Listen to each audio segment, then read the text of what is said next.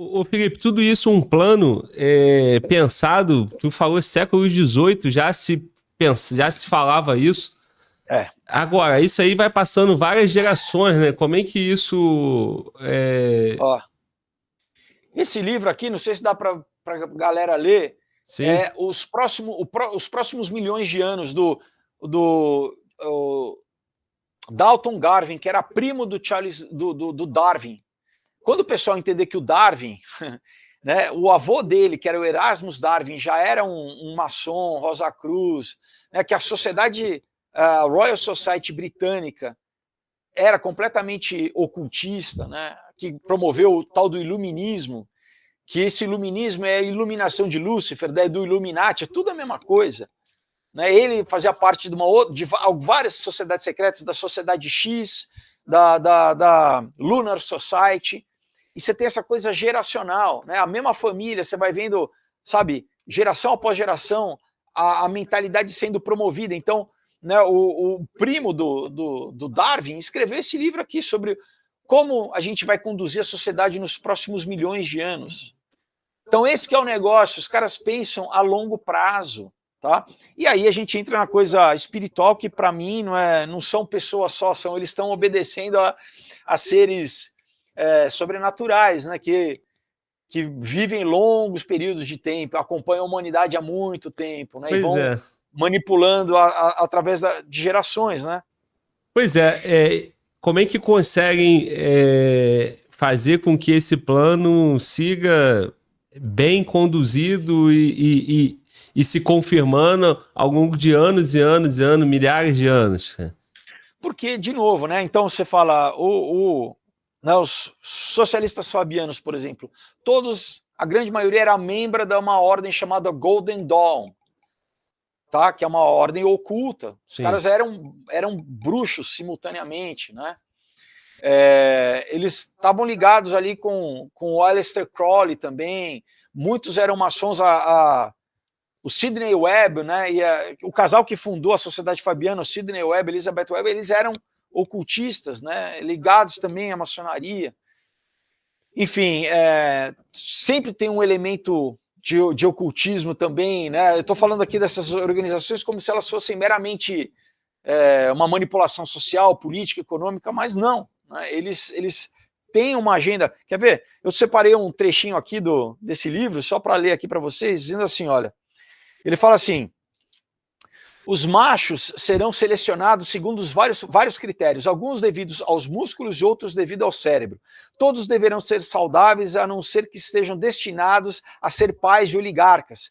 Terão que ser submissos e dóceis. Tá? Então, se você for, né, reproduzir para produzir um oligarca, você tem que ser forte. Senão todos vão ter que ser submissos e dóceis. Ele continua.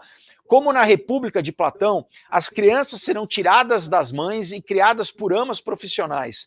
Gradualmente, por meio de reprodução seletiva, as diferenças congênitas entre os governantes e os governados crescerão até o ponto de quase se tornarem espécies diferentes. Uma revolta da plebe tornar-se-ia tão impensável como uma insurreição organizada de carneiros contra a prática de comer carne de carneiro. E ele fecha assim: os astecas mantinham uma tribo, né, conquistada, domesticada para fins de canibalismo. Seu regime era totalitário. Então, cara, eu sei que pode parecer ficção científica, mas daí a gente entende o livro do H.G. Wells, A Ilha do Dr. Moreau. O objetivo dele sempre foi manipular geneticamente, né, essa humanidade para o quê? Emburrecer, e isso está no livro Admirável Mundo Novo, fazer castas, né, de pessoas que não vão ter capacidade mental de, por exemplo, se revelar com o governo.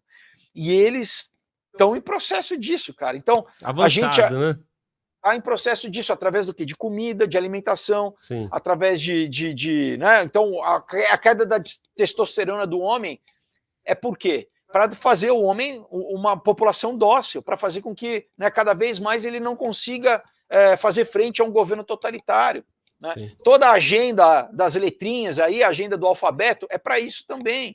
Claro que são várias outras coisas, né, quebrar a família, quebrar o núcleo social, né, criar uma dependência do governo, porque, por enquanto tiver reprodução sexuada, né? Eles não querem um casal, porque um casal ainda consegue criar, os dois conseguem criar um filho. Agora, um parente sozinho, uma mãe ou um pai, é muito mais difícil, vai precisar de né, assistência social do Estado. Eles querem exatamente isso, né? Dependência do Estado, mas no fundo é reduzir a população até um limite mínimo que eles necessitem, porque tudo vai ser automatizado, a gente já está vendo essa automatização, né? E que essa população literalmente seja incapaz de, né, seja a palavra, né, eu não quero usar uma palavra, mas assim, seja quase deficiente mental, assim, basicamente, sabe? Sim, sim. No livro O Admirável Mundo Novo, o Aldous Huxley descreve dessa forma, né? Sim. Então, toda a eugenia é para eles, né? Não, nós vamos purificar os nossos genes, nós vamos, né, fazer empresas aí de tecnologia para estender a nossa expectativa de vida, mas não é para a grande massa. Inclusive, né, aquele monumento que tinha no estádio da Geórgia, lá, o Georgia Guidestones, que foi destruído, né, agora há pouco, né, acho que ano passado, acho que foi 2023, 2022, que eles explodiram, né, um monumento que, cara, era basicamente igual um monumento, né, neolítico, assim, com grandes blocos de granito ali, inscrito em várias línguas, inclusive línguas mortas. Você tinha em sânscrito, você tinha em língua cuneiforme babilônica, você tinha em hieroglifo egípcio. Eles tinham os pontos, né, de como eles iriam dirigir a sociedade no futuro. Então, além deles falarem que a humanidade era um câncer sobre a Terra, eles falam, no último, acho que no último antepenúltimo, eles falavam que eles queriam reduzir a população até 500 milhões de pessoas. Então, se a gente tem 8 bilhões, quase 8 bilhões para reduzir para 500 milhões, quanta gente tem que morrer para isso? Sim. Né? Ô Felipe, esse trecho que você leu para a gente agora há pouco, isso aí é de data de quando, cara? Esse livro é de 1957, se eu não me engano. 57, né? Mas o Aldous Huxley, né? De novo, pessoal, né? Parece que o cara é só um escritor, não. Né? O irmão dele foi o cara que fundou, que era basicamente o diretor da Unesco. Eu tenho aqui o manifesto da Unesco, onde ele promove abertamente a eugenia, né? O Julian Huxley. Sim. Mas o Aldous Huxley, né, ele escreveu O Admirável Mundo Novo, se não me engano, em 32. Na década de 60, ele escreveu O Admirável Mundo Novo revisitado. Ele, né, vamos dizer, fez uma revisão no livro, né, e o livro deixou de ser ficção, né, e inclusive tem uma série de palestras que ele deu na Universidade de Berkeley, na Califórnia, onde ele fala isso que o Bertrand Russell, porque é a mesma agenda, todos compactuam com a mesma coisa. Ele falou assim, a última revolução na história da humanidade vai ser essa. Ele fala, a revolução final é quando a gente conseguir com que as pessoas adorem a sua própria escravidão. Sim. Então, quando a gente vê hoje a galerinha defendendo quem oprime eles, né? Quem não quer que eles tenham, né, a descendência continue, né, a progênese, eles estão defendendo. Então, por exemplo, você vê, teve marcha lá no ano passado, se eu não me engano, da galera das letrinhas, promovida pela Lockheed Martin, que é uma empresa que faz bomba, que faz armamento. Por que uma empresa que faz armamento vai estar patrocinando uma marcha, né, do orgulho? Por quê? Qual que entendeu? Mas é toda uma engenharia social que é promovido, que as pessoas não percebem, né? Então, né, aqui, esse livro aqui, por exemplo, fala, olha, de transgênero para transhumano. O objetivo é esse. Primeiro, a gente começa a desensibilizar as novas gerações com a sua própria identidade. Ser ser humano. E a primeira coisa que você se identifica como ser humano é o quê? É o teu cérebro, que é a coisa visível. Sim. Né? É o teu corpo. Então, físico, né? É a primeira coisa que a criança vê, o papai tem o pipi ou a mamãe não tem. Sim. É a primeira coisa. Sim. A camada física ali, né? Mas isso é só o quê? Já tem, né, uma galerinha aí que quer assim, não, eu quero viver no mundo virtual, eu não quero. No fundo, isso é o quê? É gnóstico, né? É contra a criação de Deus, é contra, né, a matéria ruim. Deus aprisionou o homem, né, Deus bíblico, ele é mau, e ele aprisionou o homem na matéria, então a gente tem que se livrar da matéria, a gente tem que se desvirtualizar, né? E Lúcifer é quem traz a ciência, que emancipa o homem, que liberta o homem, que ilumina o homem. Então, o processo que a gente está caminhando é esse, né? E o pessoal quer viver, né? Você vê vídeo aí da galerinha com aquele óculos lá, andando na rua assim, completamente já na Matrix, vamos dizer assim, na caverna de Platão, né? Que seja a metáfora que você quiser usar, já desconectado da realidade, e já tem grupo falando assim, não, eu tem gente que já faz operação para virar um alienígena. Mas em breve, literalmente a ideia deles é abandonar o corpo humano, abandonar, né, para viver no metaverso, viver, né, no mundo virtual. Isso que eu estou falando não é da minha cabeça. O Ray Kurzweil, que é um cara que é um diretor do Google, ele tem um livro chamado A Era das Máquinas Espirituais, que eu tenho aqui, que eu não peguei, não separei aqui, que eu estou lembrando agora. Ele fala literalmente, ele fala, né, no futuro a gente vai viver no mundo, né, a gente vai fazer um download da nossa mente, né, no mundo virtual, e vamos viver lá, porque é isso que eles, de novo, né, é a forma que eles têm de tentar escapar do juízo de Deus, que é a morte, basicamente a morte física. Então toda a tentativa deles é assim, não, a gente vai tentar se manter imortal, seja de, né, mudar geneticamente o corpo humano, ou se a gente passar, né, da base de carbono para um silício, para viver na nuvem. Mas o fato é esse, assim, é sempre tentar, porque sabe que, cara, uma coisa que é inevitável é a morte, depois da morte vem o juízo.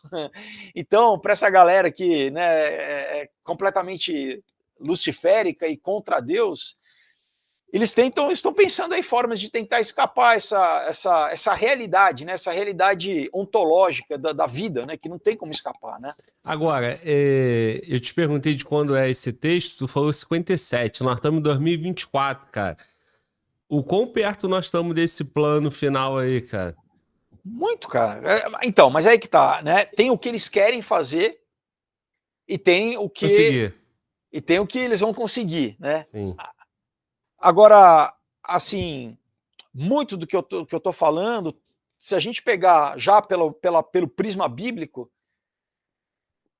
ele tem um paralelo né, com o que a gente lê na Bíblia, com o que é profeticamente dito na Bíblia, né? Então, o que a Bíblia diz, né? Que e no livro de Daniel, né, ele fala, por exemplo, de uma sucessão de reinos, né? Quando fala, tem um exemplo lá da estátua de Nabucodonosor, que era o imperador da Babilônia. Aquilo serve também como uma ilustração para o que será o governo do anticristo, né?